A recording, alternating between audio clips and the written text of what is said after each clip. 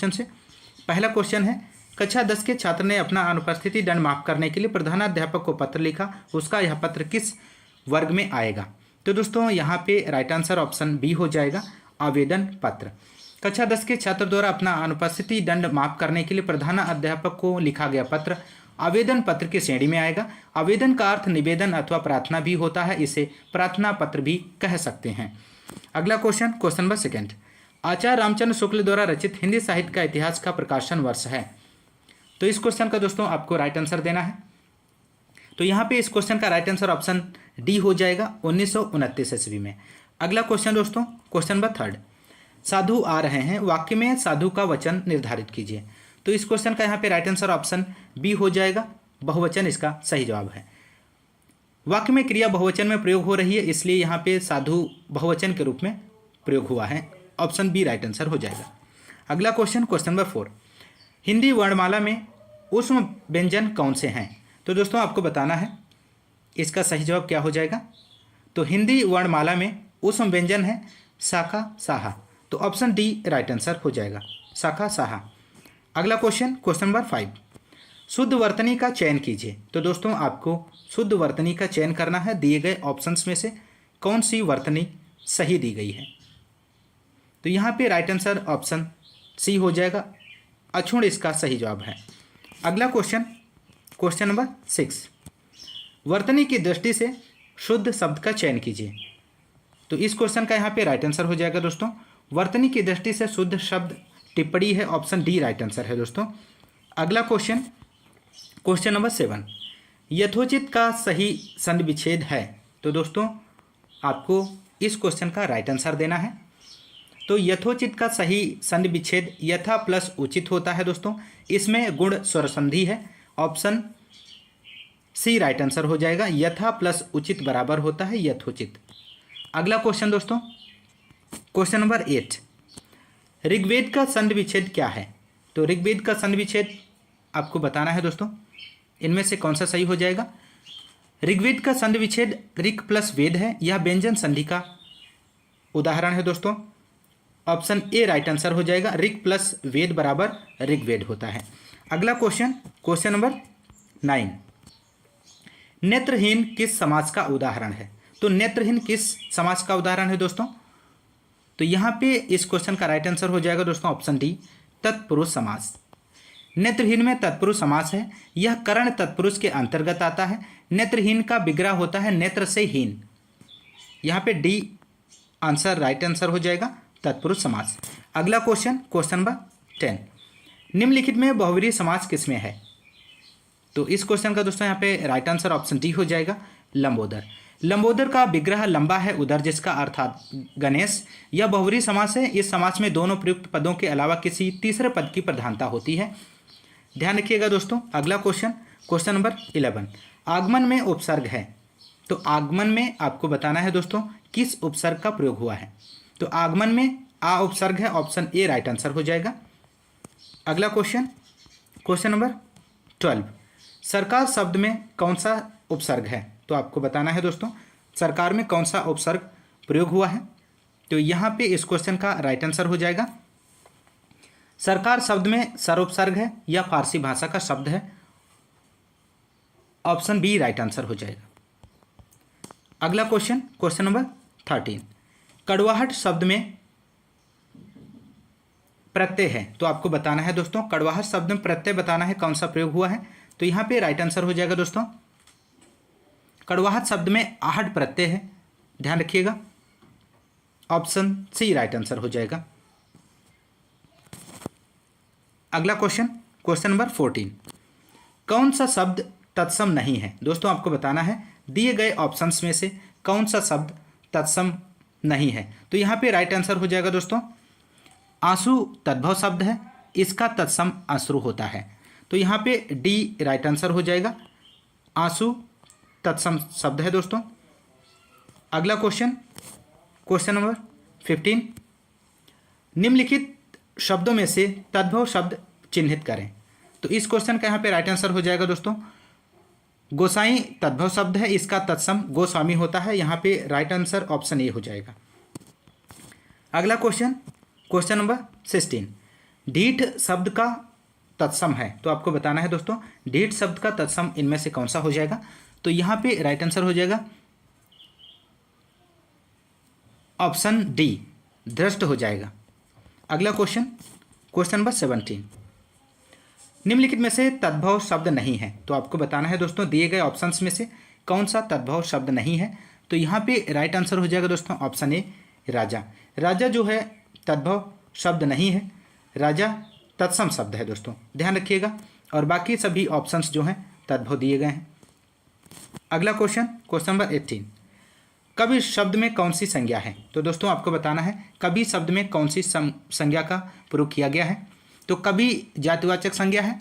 जिन संज्ञाओं से एक ही प्रकार की वस्तुओं अथवा व्यक्तियों का बोध होता है उसे जातिवाचक संज्ञा कहते हैं, ध्यान रखिएगा दोस्तों। तो यहाँ पे राइट आंसर ऑप्शन बी हो जाएगा, जातिवाचक संज्ञा। अगला क्वेश्चन, क्वेश्चन नंबर 19, हरियाली है। तो दोस्तों इनमें से हरियाली क्या है। ऑप्शन ए है जातिवाचक संज्ञा है, ऑप्शन बी है समूहवाचक संज्ञा है, ऑप्शन सी है भाववाचक संज्ञा है, ऑप्शन डी है विशेषण है। तो दोस्तों आपको बताना है यहाँ पे, तो हरियाली भाववाचक संज्ञा है दोस्तों। तो भाववाचक संज्ञा क्या होता है दोस्तों, जिन संज्ञा शब्दों से किसी प्राणी या वस्तु की स्थिति और दशा का पता चलता है उन्हें भाववाचक संज्ञा कहते हैं। तो यहाँ पे इस क्वेश्चन का राइट आंसर ऑप्शन सी हो जाएगा, हरियाली भाववाचक संज्ञा है। अगला क्वेश्चन, क्वेश्चन नंबर 20, रेखांकित सर्वनाम का प्रकार चिन्हित कीजिए। कोई तो होगा जो तुम्हारी सहायता कर सके। तो कोई तो होगा जो तुम्हारी सहायता कर सके, वाक्य में कोई अनिश्चयवाचक सर्वनाम है, तो इसका राइट आंसर ऑप्शन सी हो जाएगा, अनिश्चयवाचक सर्वनाम। अगला क्वेश्चन दोस्तों, क्वेश्चन नंबर 21, निम्नलिखित शब्दों में से विशेषण है। तो आपको बताना है दोस्तों दिए गए ऑप्शंस में से कौन सा शब्द विशेषण है। तो यहाँ पे राइट आंसर हो जाएगा दोस्तों, पांचवां शब्द में क्रमवाचक विशेषण है, यह निश्चित संख्यावाचक विशेषण के अंतर्गत आता है। तो यहाँ पे इस क्वेश्चन का राइट आंसर ऑप्शन डी हो जाएगा, पांचवा। अगला क्वेश्चन, क्वेश्चन नंबर 22, मीरा जोर से हंसी, यह वाक्य किस प्रकार का समुचित उदाहरण है। तो मीरा जोर से हंसी, यह वाक्य आकर्मक क्रिया का समुचित उदाहरण है, जिस क्रिया के व्यापार का संचालन कर्ता करता है और फल भी कर्ता पर पड़ता है उसे आकर्मक क्रिया कहते हैं। तो यहाँ पे इस क्वेश्चन का राइट आंसर ऑप्शन ए हो जाएगा, आकर्मक क्रिया। अगला क्वेश्चन, क्वेश्चन नंबर 23, वह लाचार है क्योंकि वह अंधा है, इस वाक्य में कौन सा अव्यय है। तो वह लाचार है क्योंकि वह अंधा है, इस वाक्य में क्योंकि शब्द कारणवाचक अव्यय है। तो यहाँ पे राइट आंसर ऑप्शन डी हो जाएगा, कारणवाचक। अगला क्वेश्चन, क्वेश्चन नंबर 24, निम्न में अव्यय है। दोस्तों बताना है आपको दिए गए ऑप्शंस में से कौन सा अव्यय शब्द है। तो यहाँ पे राइट आंसर हो जाएगा दोस्तों ऑप्शन सी, आह जो है अव्यय शब्द है। अगला क्वेश्चन, क्वेश्चन नंबर 25, आग शब्द का पर्यायवाची है। तो आग शब्द का दोस्तों यहाँ पे आपको पर्यायवाची बताना है। तो आग के पर्यायवाची अनल, पावक, वायुसखा, दहन, वैश्वानर होता है दोस्तों। तो यहाँ पे आपसे पूछा गया है आग का पर्यायवाची है, तो यहाँ पे राइट आंसर हो जाएगा ऑप्शन बी, वैश्वानर। और पुंडरीक दिया गया है, पुंडरीक दोस्तों यहाँ पे जो पुंडरीक है वो कमल का पर्यायवाची है और संध्या घोड़ा का पर्यायवाची है, ध्यान रखिएगा दोस्तों। अगला क्वेश्चन, क्वेश्चन नंबर 26, धूसर का पर्यायवाची होगा। तो दोस्तों आपको बताना है दिए गए ऑप्शंस में से धूसर का पर्यायवाची इनमें से कौन सा होगा। तो धूसर का पर्यायवाची बेसर होता है, ध्यान रखिएगा दोस्तों, ऑप्शन सी राइट आंसर हो जाएगा। गजवदन गणेश का, खनक चोर का तथा सदन घर का पर्यायवाची शब्द है, ध्यान रखिएगा दोस्तों। अगला क्वेश्चन, क्वेश्चन नंबर 27, असीम का विलोम है। तो असीम का विलोम बताना है दोस्तों आपको दिए गए ऑप्शंस में से। तो असीम शब्द का विलोम ससीम होता है, ऑप्शन ए राइट आंसर हो जाएगा, ससीम। अगला क्वेश्चन, क्वेश्चन नंबर 28, भोगी का विलोम है। तो दोस्तों आपको बताना है भोगी का विलोम। तो यहाँ पे राइट आंसर ऑप्शन सी हो जाएगा, भोगी का विलोम योगी होता है, ऑप्शन सी राइट आंसर है। अगला क्वेश्चन, क्वेश्चन नंबर 29, पक्षी पेड़ों पर अपना क्या बनाते हैं, सही शब्द भरिए। तो यहाँ पे राइट आंसर हो जाएगा ऑप्शन सी, पक्षी पेड़ों पर अपना नीड़ बनाते हैं, ऑप्शन सी राइट आंसर हो जाएगा। अगला क्वेश्चन, क्वेश्चन नंबर 30, अपने के लिए लड़ना धर्म है।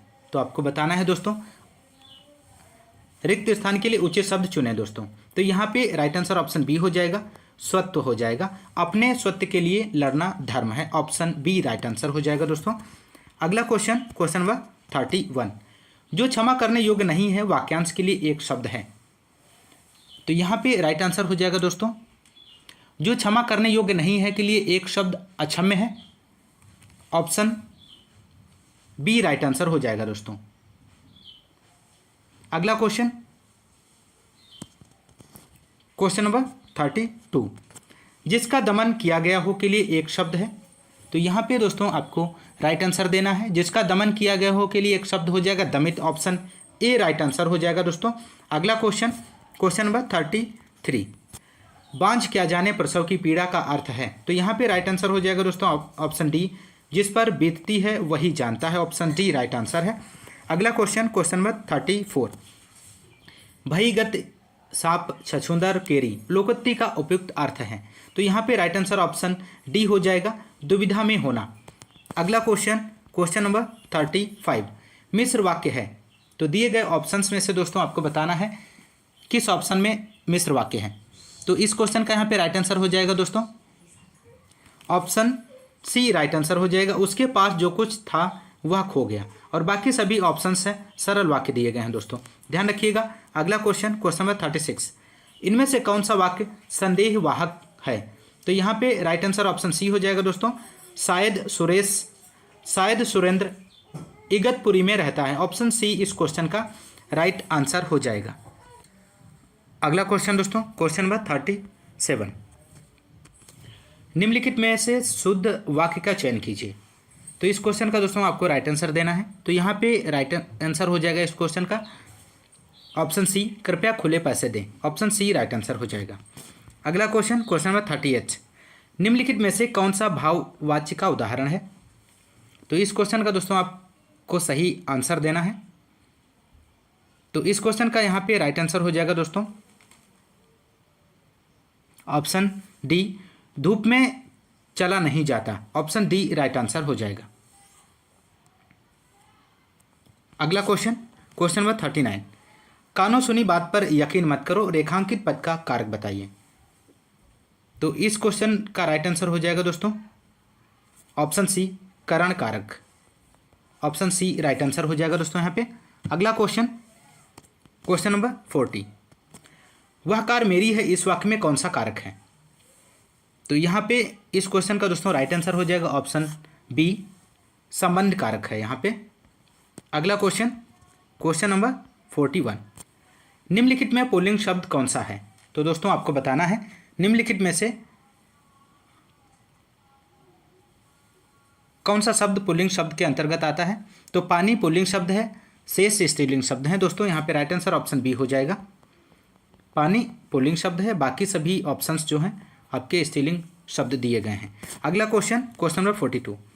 निम्न में से कौन सा शब्द स्त्रीलिंग है।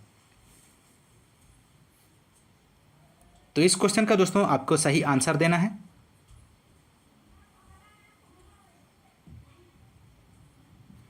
तो इसमें इस ऑप्शन का राइट आंसर हो जाएगा ऑप्शन बी, सुंदरता।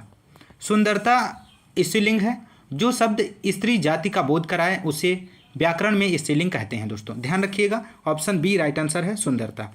अगला क्वेश्चन, क्वेश्चन नंबर 43। निम्नलिखित वाक्यों में से कौन सा संदिग्ध भूतकाल का उदाहरण है। तो यहाँ पे इस क्वेश्चन का राइट आंसर हो जाएगा, मैंने वही सामान रखा होगा। यह वाक्य संदिग्ध भूतकाल का उदाहरण है दोस्तों, ध्यान रखिएगा। ऑप्शन सी इस क्वेश्चन का राइट आंसर हो जाएगा, मैंने वही सामान रखा होगा। अगला क्वेश्चन, क्वेश्चन नंबर 44। यह मकान मेरे भाई का है, रेखांकित पद है। तो इस क्वेश्चन का दोस्तों राइट आंसर देना है आपको। तो इस क्वेश्चन का दोस्तों यहाँ पे राइट आंसर ऑप्शन बी हो जाएगा, संकेतवाचक सर्वनाम विशेषण। अगला क्वेश्चन, क्वेश्चन नंबर 45। निम्नलिखित में से एक वर्तनी शुद्ध है। तो जो इसमें वर्तनी शुद्ध दी गई है आपको चयन करना है दोस्तों। तो ऑप्शन सी राइट आंसर हो जाएगा, कवयित्री वर्तनी शुद्ध दी गई है दोस्तों, ऑप्शन सी राइट आंसर है। अगला क्वेश्चन, क्वेश्चन नंबर 46, निम्नलिखित में से कौन सी बोली पश्चिमी हिंदी की नहीं है दोस्तों, आपको बताना है। तो पश्चिमी हिंदी की बोलियों में ब्रजभाषा, खड़ी बोली, बुंदेली, कन्नौजी आती है, जबकि अवधी पूर्वी हिंदी की बोली है। ऑप्शन डी राइट आंसर हो जाएगा दोस्तों। अगला क्वेश्चन, क्वेश्चन नंबर 47, इनमें से कौन सी बोली पश्चिमी हिंदी के अंतर्गत नहीं आती है। अवधी बोली का विकास अर्धमागधी अपभ्रंश से हुआ है, जो पूर्वी हिंदी वर्ग की प्रमुख बोली है, जबकि शेष बोलियां पश्चिमी हिंदी वर्ग की हैं। तो यहाँ पे राइट आंसर ऑप्शन डी हो जाएगा, अवधी। अगला क्वेश्चन, क्वेश्चन नंबर 48, अधिसूचना का अंग्रेजी अनुवाद है, तो आपको बताना है दोस्तों। दिए गए ऑप्शंस में से अधिसूचना का अंग्रेजी अनुवाद क्या हो जाएगा। तो अधिसूचना का अंग्रेजी अनुवाद नोटिफिकेशन होता है। ऑप्शन डी राइट आंसर हो जाएगा दोस्तों। अगला question, question number 49, hiring of accommodation on proposed terms not approved, इसका हिंदी अनुवाद होगा। तो दिए गए ऑप्शंस में से आपको इसका हिंदी अनुवाद बताना है, कौन सा हो जाएगा दोस्तों। तो यहाँ पे इसका राइट आंसर हो जाएगा, प्रस्तावित शर्तों पर स्थान किराए पर लेने का अनुमोदन नहीं मिला। ऑप्शन बी सही जवाब हो जाएगा। अगला क्वेश्चन और इस प्रैक्टिस सेट का अंतिम क्वेश्चन है दोस्तों, दर्प का पर्यायवाची कौन सा है। तो दोस्तों आपको बताना है दर्प का पर्यायवाची इनमें से कौन सा है। दर्प का पर्यायवाची अहंकार, अभिमान, घमंड होता है दोस्तों। तो यहाँ पे ऑप्शन सी राइट आंसर हो जाएगा, अहंकार। तो दोस्तों आज के इस क्लास के 50 हिंदी के क्वेश्चंस को कवर कर लिया है, और इस क्लास में बस इतना ही दोस्तों। मिलते हैं नेक्स्ट क्लास में नेक्स्ट प्रैक्टिस सेट के साथ। तब तक के लिए नमस्कार, जय हिंद, धन्यवाद।